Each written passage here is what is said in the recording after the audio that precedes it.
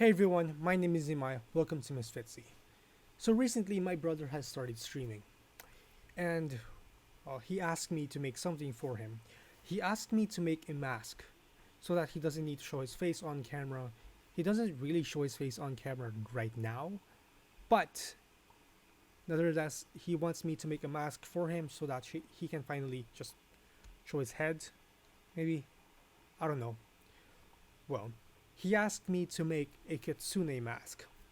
Basically, Kitsune is Japanese for fox, and, well, let's try to make his request come true.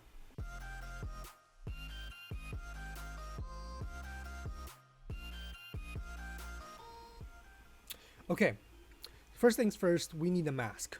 I found a mask on Thingiverse or My Mini Factory. I'm not quite sure which website I got this mask from. If I ever find out, I leave it in the description below. But I printed it out and it looks like this. Well, that is, this is like the very first print, but, and it failed, but it came out like this. The second print came out like this. This one came out a little bit small, and it didn't actually fit the eyes correctly. So like it just went like this. But for the second time around, I got the scaling relatively correct. The only problem is we both wear eyeglasses, and if the camera focuses on me, that would be great. As I was saying, we both wear eyeglasses, and the glasses would really be a hindrance with this mask that doesn't have anything at the back that compensates for this. So whatever. So he'll just be wearing the mask like this, and it looks really cool from what I can see, at least from the viewfinder. So the next thing to do for this mask is to paint it. So let's get going. Wait, hold on. Before we paint this thing, we need one last thing, and that is filling in the layer lines. If you guys are familiar with FDM 3D printing, you would know that FDM printers leave layer lines around the model, and that is from where the extruder prints out the plastic. You wouldn't see it on camera. You wouldn't see it on camera per se, but in person, it's actually very visible. So I am going to get some filler primer, some filler to actually fill in these lines so that it looks very, very, very perfect. And also, one thing my brother told me, he does not like these indents, these indents on the mask from the forehead to the whiskers over here. So I'm going to spend some time filling in these indents so that it looks just one really good piece.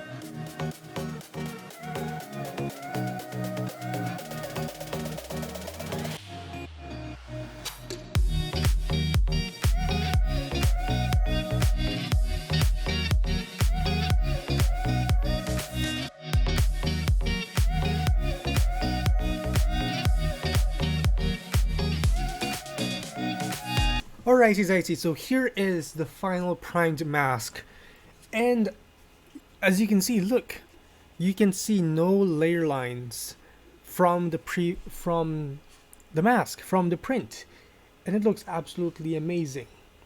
Even the forehead marks, the forehead holes, plus the cheeks, well, I think you can still see some artifacting from it, but that doesn't matter anymore, and even here as well.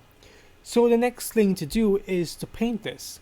Normally, Kitsune masks are two colors, white and red. So it's a white body with red outlines over here on the eyes, over here on the eyes, and then sort of a red ear inner ear color. But I think I'm going to be doing something very different. First, I'm not even quite sure if this is gonna work. First off, I'm going to be painting this gold, like gold, like sparkling gold, and then after the gold, I'm going to be spraying it like a very fine white, like a very thin layer of white. So hopefully, the gold still shines through the white. And then after that, I am going to be painting the red marks of over here on the eye outlines, and then over here on the ears. So hopefully the mixture of red, gold, and white will be making this mask very, very, very cool. And I really enjoy making this mask. Like really, I am really enjoying making this mask. And I hope you enjoy this as well. So let's get on painting, shall we?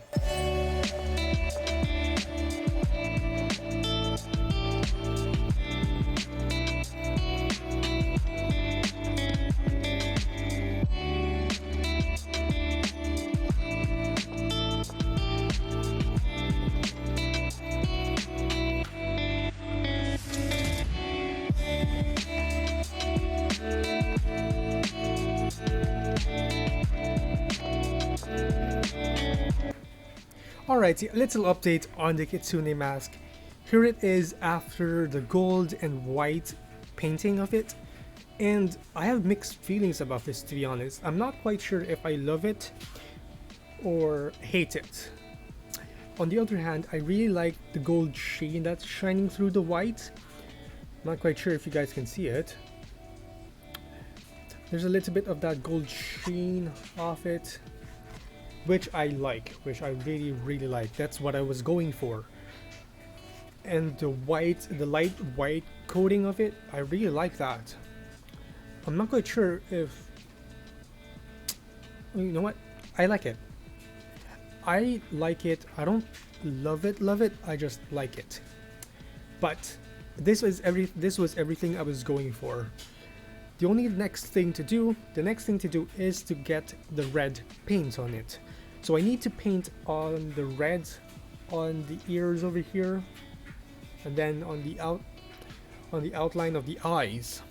One thing that my brother suggested was to do sort of a reddish paint on the cheeks over here, something like brushed on red. I'm not quite sure how I'm going to do that. I don't have an airbrush. I just have spray paint. I'm not quite sure, but I'll try to do that. If I mess up, I can just repaint this again, but hopefully it will work out.